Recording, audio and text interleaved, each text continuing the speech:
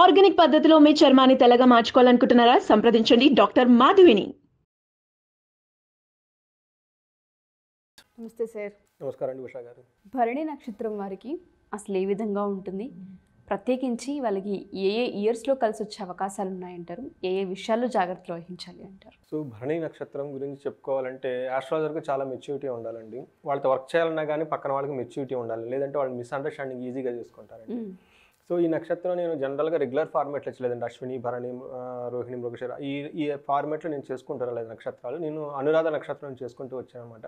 ఒక 10 నక్షత్రాలు అయిపోయిన తర్వాత భరణి చేద్దాం అని చెప్పేసి అనుకున్నానండి. చూస్తే నాకెందుకు ఆ స్క్రిప్చర్స్లో యాన్షియంట్ ఋషులు మహర్షులు చేసిన ఆ శ్లోకాలకి తర్వాత నేను రియల్ టైంలో చూసిన దానికి ఎక్కడో మిస్ మ్యాచ్ లాగా నాకు అనిపించింది అనమాట.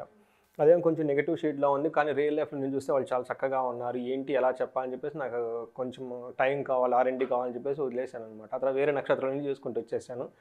నాకు పర్టికులర్ టైంలో అశ్విని చేశాను. అశ్విని చేసిన తర్వాత యూజువల్గా భరణి చేస్తారు. భరణి చేద్దాం అనుకునేటప్పటికి మళ్ళీ నాకు ఎందుకు పాజిటివ్ వైబ్రేషన్స్ రాలేదు, ఎక్కడో సంథింగ్ ల్యాకింగ్ అనిపించింది అనమాట. సో రీసెంట్గా ఏమైందంటే నాకు 2 క్లయింట్స్ వచ్చారండి. ఒకళ్ళు వచ్చేప్పుడు ఆల్మోస్ట్ లైక్ సెలబ్రిటీ అనమాట. యూట్యూబ్లో అట్లా ఉండి చాలా అన్నీ చేస్తూ ఉంటారనమాట. తర్వాత వాళ్ళ నక్షత్రంలో భరణి ఫస్ట్ పాదం ఉందండి. చాలా అద్భుతంగా ఉంది. నేను చెప్పాను మీ సర్వీసెస్ అంతా MNC కంపెనీస్ లాగా వెళ్ళిపోతాయండి, అబ్రాడ్ వెళ్ళిపోతారు, ఎక్కడ ఏ పని చేసినా బాగుంటుందని చెప్పాను అనమాట. తర్వాత రీసెంట్గా అమెరికా నుంచి ఇంకొక అతను ఫోన్ చేశారనమాట. వాళ్ళది భరణి సెకండ్ నక్షత్రం, సెకండ్ పాదం అనమాట. వాళ్ళది కూడా నాకు మైండ్లో ఉండడంతో కొంచెం బాగా డీటెయిల్గా అనాలిసిస్ చేసి పెట్టుకున్నాను. ఫైనల్గా మన యాన్షియంట్ స్క్రిప్చర్స్ అన్నీ చూసుకొని నేను ఒక ప్రెజెంటేషన్ చేసుకొని వచ్చాను అనమాట. చూద్దాం అది ఎట్లా అంటే నాకు ఎంత టైం పట్టింది ఆ నక్షత్రం గురించి, కానీ రియల్ టైంలో కూడానండి భరణి నక్షత్రం గురించి వాళ్ళని అర్థం చేసుకుంటే కనుక మన లైఫ్ అంటే ఏంటో అర్థమవుతుందండి. రెండోది వాళ్ళతో యాస్ట్రాలజర్స్ కూడానండి ఒక భరణి నక్షత్రం వాళ్ళని కరెక్ట్గా అర్థం చేసుకుని కనుక మనకి అసెస్మెంట్ చేయగలిగితే అదే మెచ్యూర్డ్ యాస్ట్రాలజర్స్ అని చెప్పుకోవాలండి. సో అలాంటి నక్షత్రం మనకి ఏం చెప్తుందంటేనండి, ఈ నక్షత్రాన్ని మనకి ఏం చెప్తారంటేనండి, స్త్రీలలో శిశువుకి జన్మించడానికి కావాల్సిన జననేంద్రియం ఓకే అంగం అంటారు కదండి, అది దానితో మన ఋషులు పోల్చారనమాట. ఎందుకు అలా పోల్చారనే దానికే టైం పడుతుంది మనకి. జనరల్గా అలా మనకి వేరే నక్షత్రాలకు అలా ఉండదన్నమాట. వాళ్ళకి అంబరాలతో ఒక నైఫ్ తోటో పోల్చారనమాట. వీళ్ళు వచ్చేటప్పటికి ఇలా ఒక చూపించారనమాట. Abdomen part, lower abdomen part, అది కూడాను శిశువుకి సంబంధించి జనానికి కారణమైన జనేంద్రియాన్ని గురించి చూపించారనమాట. రియల్ లైఫ్లో అర్థం చేసుకోవడానికి చాలా టైం పడుతుంది అనమాట. మనకి ఏం చేస్తారంటే అండి, లేడీస్ ఒక 9 months వాళ్ళ కడుపులో బిడ్డను పెంచుకుంటారు. ఒక పర్టికులర్ టైం వచ్చినప్పటికి ఆ బిడ్డకి బయట ప్రపంచానికి రావాలి.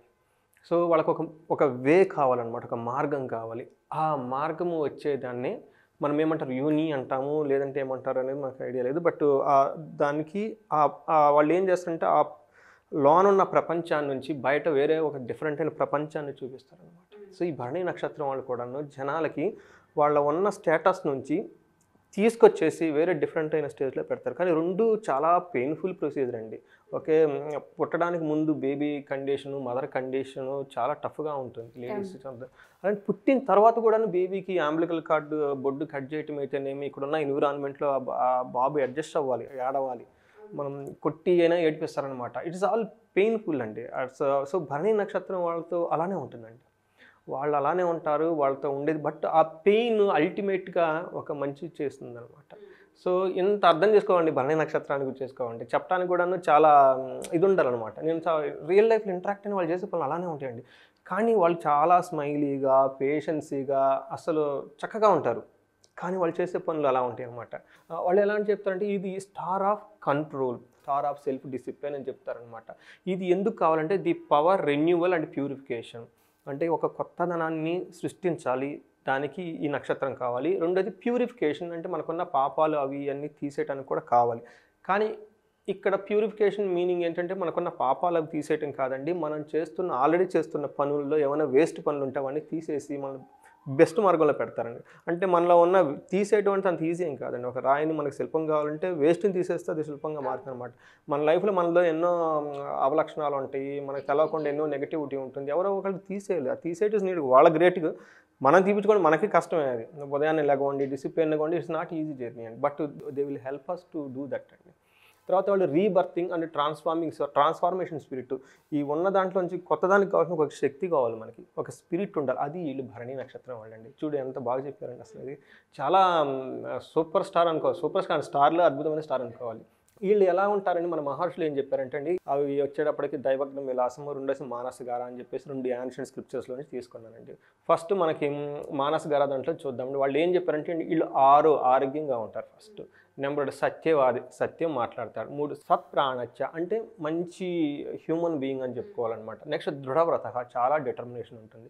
ఎంత డిటర్మినేషన్ ఉంటుందంటే వాళ్ళ చుట్టూ వాళ్ళని విమర్శించే వాళ్ళు ఉన్నా కానీ, వాళ్ళ మీద నిందలేస్తున్నా కానీ వాళ్ళ పని వాళ్ళు చేసుకుంటూ వెళ్ళిపోతారండి. తర్వాత వచ్చేటప్పటికి భరణ్యం జాయతే కలహ సుసుఖే, చాలా కంఫర్టబుల్గా లగ్జరీగా ఉంటారు. ఎదుటి వాళ్ళు ఏం చేస్తున్నా కానీ వాళ్ళ మార్గంలో వాళ్ళు చేసుకుంటూ వెళ్ళిపోతారు అనమాట. They don't pay much attention, వేరే వాళ్ళు క్రిటిసైజ్ చేస్తున్నా.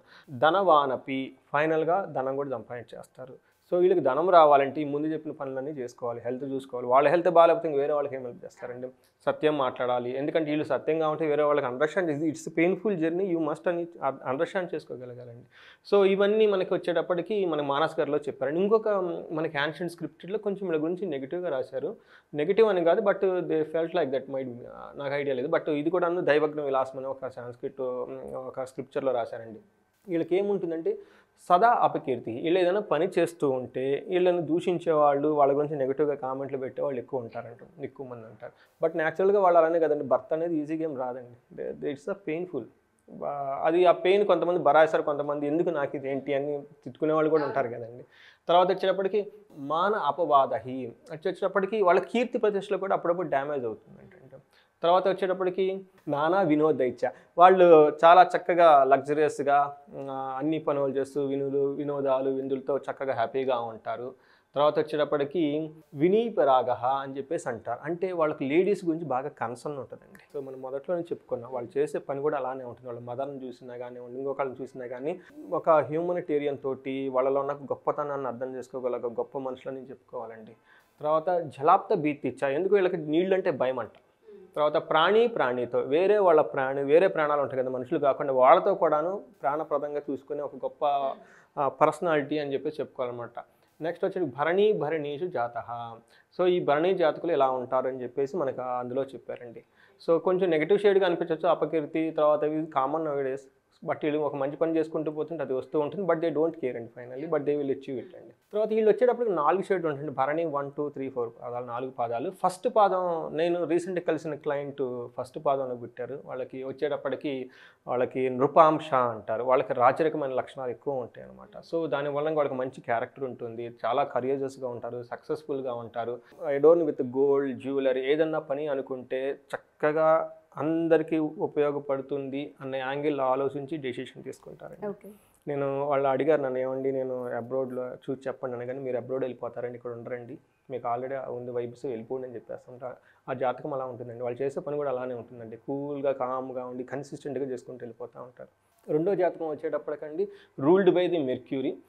వీళ్ళు యాక్చువల్లీ బై ప్రొఫెషన్ డాక్టర్స్ అండి. సెకండ్ ఫాదర్ నేను రీసెంట్గా ఇంటరాక్ట్ అయినారు. వాళ్ళు యూఎస్లో ఉంటారు, లాస్ట్ 20-25 ఇయర్స్ సీనియర్ పర్సన్. వాళ్ళ జాతకం చెప్పుకున్నారు. వాళ్ళు టాక్టికల్గా ఉంటారు, పీరియాడికల్లీ ట్రబుల్డ్ బై లాంగ్, కొంచెం హెల్త్ ఇష్యూస్ ఉంటాయి. తర్వాత ప్రపంచంలో జరిగే విషయాలన్నీ వీళ్ళకి ముందుగా తెలిసిపోతూ ఉంటాయి అంటండి. తర్వాత వచ్చేటప్పటికి ఎరోగెంట్గా ఉంటారు, క్లవర్గా ఉంటారు, స్కాలర్గా ఉంటారు. న్యాచురల్గా ఆయన డాక్టర్ కాబట్టి aware of the future world, అందులోనే R&D ఉన్నారు 25 ఇయర్స్ కాబట్టి అండి, వాళ్ళ ప్రిడిక్షను అదంతా చేసుకుంటూ ఉంటారండి అందులో కలిపి.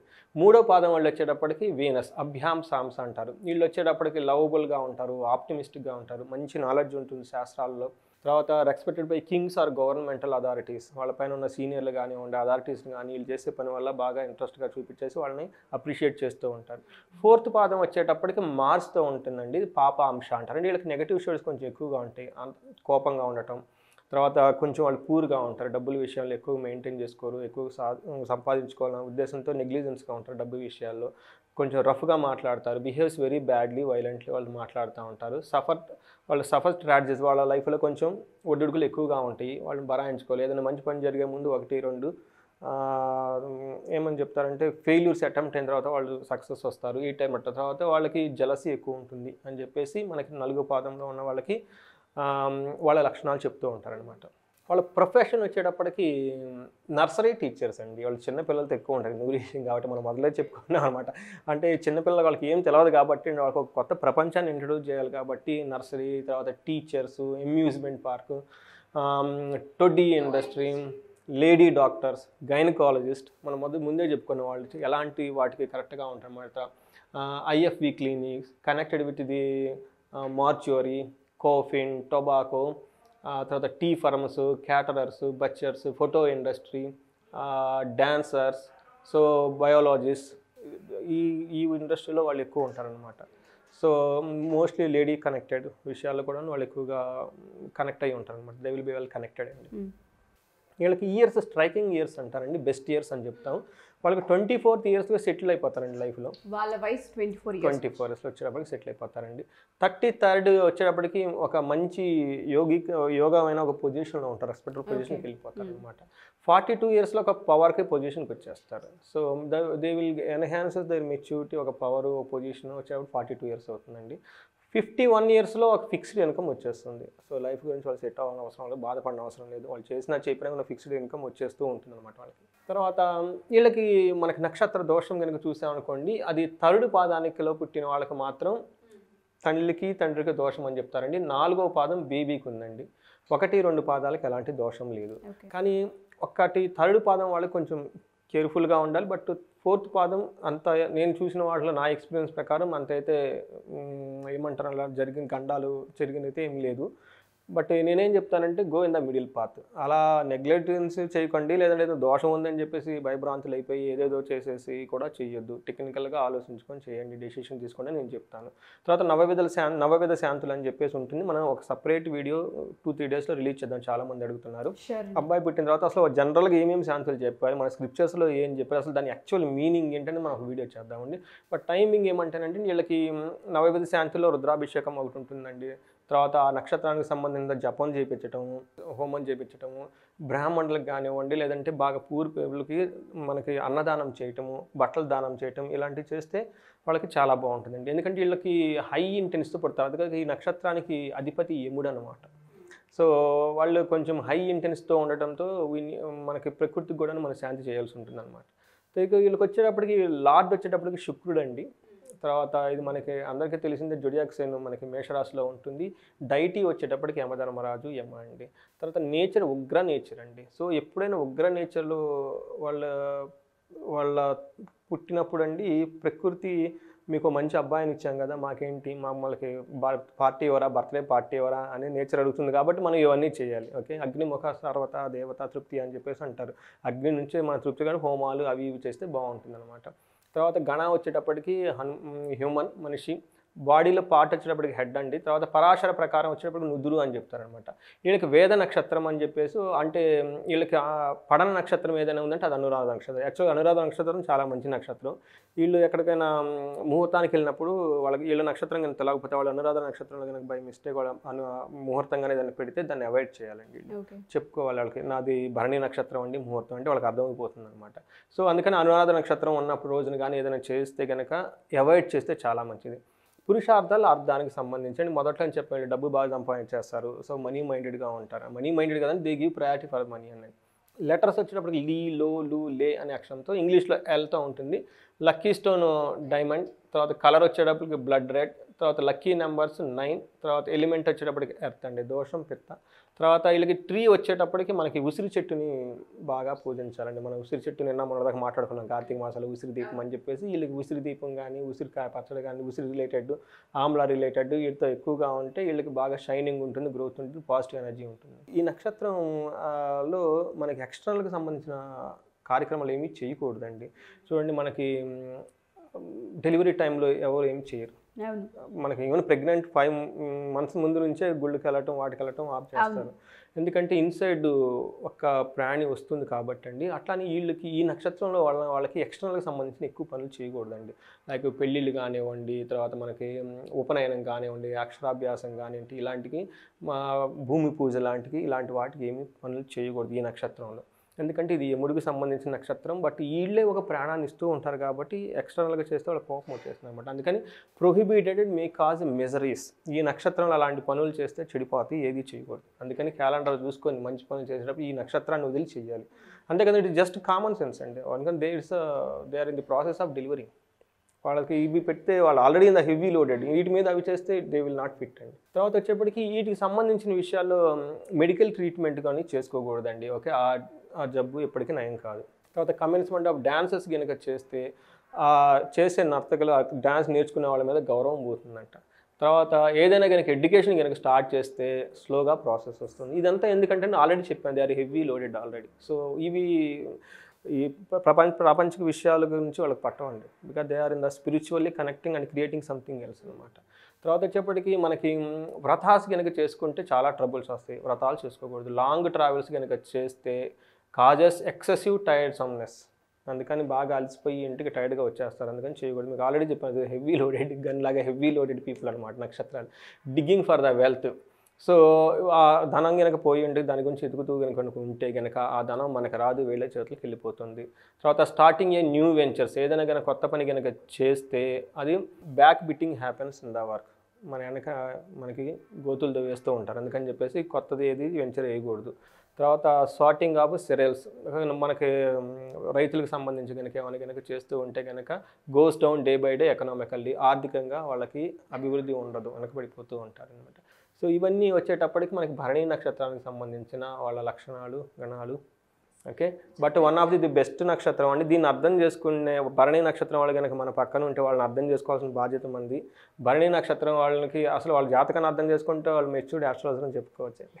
మీరు అన్నట్టుగానే ఎవరైతే ఈ నక్షత్రం వారు ఉంటుంటారో కుటుంబంలో కుటుంబ సభ్యులు కనుక మేము జాతకరీత్యా మార్పులు చేసుకోవాలనుకుంటున్నాం, కొన్ని మాకు తెలియకుండానే కొంత నెగిటివిటీ ఉంది అండ్ సైడ్ ట్రాక్స్ వెళ్ళిపోతున్నాం అని కూడా మాట్లాడుతూ ఉంటారు కొంతమంది. అలాంటి వాళ్ళకి మనం జాతకరీత్యా కరెక్షన్స్ చేయొచ్చు అంటారా? అండ్ దాంతోపాటు సార్ ఆన్లైన్ కోర్స్ కూడా మనం డిజైన్ చేసాం కాబట్టి ఇంట్లోనే స్వతహాగా ఒక ఆస్ట్రాలజర్ ఉండాలి, ఇంట్రెస్ట్ ఉన్న వాళ్ళు ఆన్లైన్ నుంచి కోర్స్ తీసుకోవచ్చు అని చెప్తున్నారు. దానికి సంబంధించిన డీటెయిల్స్. అవునండి, మన పూర్వకాలంలో ఎలా ఉండేవంటే ఎడ్యుకేషను ప్రతి ఒక్కరికి వేదిక ఆస్ట్రాలజీ తర్వాత వేదిక వాస్తు వచ్చి ఉండాలండి. మనకి ఇల్లు కట్టి చూడు పెళ్లి చేసి చూడు అంటారు. ఎందుకన్నారంటే ఒక ఇల్లు కట్టడంలో వాళ్ళకి అన్నీ తెలిసిపోతుందండి. వాస్తు ఎలా ఉండాలి, ముహూర్తం ఎలా పెట్టుకోవాలి, జనాలతో ఎలా ఇంటరాక్ట్ అవ్వాలి, రిసోర్సెస్ ఎలా తవ్వాలి, మొత్తం వచ్చేస్తుంది. ఆ తర్వాత పెళ్ళి అన్నాడు, భోగానికి వెళ్ళిపోవాలని చెప్పేసి. అందుకని ప్రతి ఊళ్ళో ప్రతి ఇంట్లో పూర్వకాలంలో వాస్తు తెలిసిన వాళ్ళు ఉండేవాళ్ళు అండి. వాళ్ళ దగ్గరికి వెళ్ళేవాళ్ళు. అట్లీస్ట్ అది ప్రతి ఒక్కరి రెస్పాన్సిబిలిటీ అండి. అందుకని మనకి క్యాలెండర్లో కూడాను ఇవన్నీ మ్యాండేట్కి పెట్టేవాళ్ళు. అంటే ఇప్పుడు తీసేస్తున్నారు స్లోగా, అవి నక్షత్రం ఏంటి అవేంటి మనకి అది అర్థం కాని లాంగ్వేజ్ ఎందుకని చెప్పేసి వదిలేస్తున్నారు అనమాట. సో ఇదేం చెప్తారంటే అండి, ఇలా ఈ మన మహర్షులు ఇచ్చిన ఈ జ్ఞానాన్ని నేర్చుకోవడం మన రెస్పాన్సిబిలిటీ. ఎవరైతే వాళ్ళ జాతకం వాళ్ళు తెలుసుకొని కనుక ఉంటే ఈ పర్టికులర్ ప్లానెట్ అసలు వాళ్ళకి ఏది స్ట్రెంత్ ఏది వాళ్ళ లైఫ్ 50% హార్మోన్స్గా ఆటోమేటిక్గా అయిపోతుంది. తెలుసుకోవడం ద్వారానే అయిపోతుందని చెప్తుంది. అది తెలుసుకోవాల్సిన బాధ్యత ఫస్ట్. సో అలాంటి వాళ్ళకి ఏమవుతుందంటే ఒక చిన్న కోర్సు కనుక ఒక 5-6 అవర్స్లో వాళ్ళు బేసిక్గా అసలు ఆస్ట్రాలజీ ఏంటింది, లగ్నం అంటే ఏంటి తెలుసుకుంటే కంటే బాగుంటుందని ఒక కోర్స్ ఒకటి లాంచ్ చేసేస్తున్నాము. అది అందరూ ఎన్రోల్డ్ అయ్యి చాలా తక్కువగా ఆన్లైన్లో ఎక్కడ త్రూ అవుట్ ది గ్లోబ్ చేసేయచ్చు. ప్లస్ అది ఆథెంటిక్ సోర్సెస్, మన మహర్షులు చెప్పిన జ్ఞానాన్ని వాళ్ళకి కనెక్ట్ చేసామన్నమాట. రెండోది వచ్చేటప్పుడు ఇది కాకుండా ఇండివిడ్యువల్గా వాళ్ళ హారోస్కోప్ డిఫరెంట్గా ఉంటుందండి. ఎందుకంటే వాళ్ళ ప్లానెట్స్ పొజిషన్స్ బట్టి, తర్వాత వాళ్ళ లైఫ్ స్టైల్ ఇప్పుడు ప్రస్తుతం ఎలా ఉంది. కొంతమందికి రాజయోగాలు ఉంటాయండి, కానీ వాళ్ళు బాధపడుతూ ఉంటారు. షాకింగ్ అనమాట. అంటే వాళ్ళు చేసే లైఫ్ స్టైల్ వాళ్ళ జాతకానికి మ్యాచ్ అవ్వట్లేదు, ఎక్కడో కనెక్షన్ మిస్ అవుతుంది అనమాట. ఆ విధంగా మనం కౌన్సిలింగ్ ఇచ్చి కనుక చేస్తే దే గ్రో వెరీ ఫాస్ట్ అండి. ప్రాస్పరిటీ ఉంటుంది, కీర్తి ప్రతిష్టలు వస్తాయి, ధనం సంపాదించుకుంటారు. కాబట్టి అలాంటి వాళ్ళు ఎవరికైనా కావాలంటే మనకి స్క్రీన్ మీద కనిపిస్తున్న నెంబర్ కనుక కనెక్ట్ అయితే కనుక మనకు వాళ్ళకి కౌన్సిలింగ్ ఇవ్వచ్చండి, మనం వాళ్ళు హెల్ప్ చేయొచ్చు. Thank you sir, thank you so much. Thank you అండి ఉషా గారు. సో ఎవరైనా సరే జాతకరీత్యా కనుక సురేష్ గారిని కలవాలి అనుకున్నా లేదా ఆన్లైన్ త్రూ కోర్స్ తీసుకోవాలనుకున్నా డీటెయిల్స్ కోసం కింద స్క్రోల్ అవుతున్న కాంటాక్ట్ నెంబర్ని కాంటాక్ట్ చేస్తే మీకు పూర్తి వివరాలు అందిస్తారు. Thank you.